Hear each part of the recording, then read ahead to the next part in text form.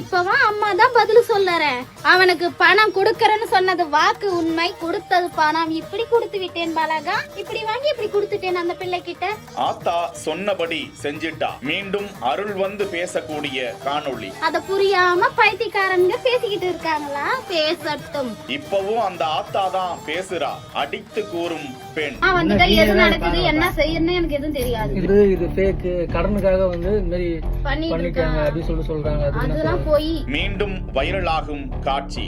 இவளை வச்சுட்டு நான் தான் விளையாடிக்கிட்டு இருக்கேன். இவ வந்து என்ன வச்சு ஒண்ணு விளையாடல. என் திரிசூலத்தை காலாக போறான். சில மாதங்களுக்கு முன்பு இந்த பெண் சாமி ஆடிக்கொண்டே கடன் கேட்டு வந்த தனியார் நிறுவன ஊழியரிடம் பேசக்கூடிய காட்சி வெளியாகி பல ஊடகங்களிலும் அது விமர்சனங்களாக முன்வைக்கப்பட்டிருந்தன. வலைதளவாசிகளும் கருத்துக்களில் அவர் நடிப்பதாகவும் அவர் பொய் பேசி சாமி ஆடுவதாகவும் என்றெல்லாம். இந்த நிலையில் அந்த பெண் மீண்டும் பேசக்கூடிய, மீண்டும் சாமி ஆடியும் சாதாரணமாக பேசியும் இருக்கக்கூடிய காட்சி சாய் விஜய் விஜே என்கிற இன்ஸ்டா பக்கத்தில் பகிரப்பட்டிருக்கிறது.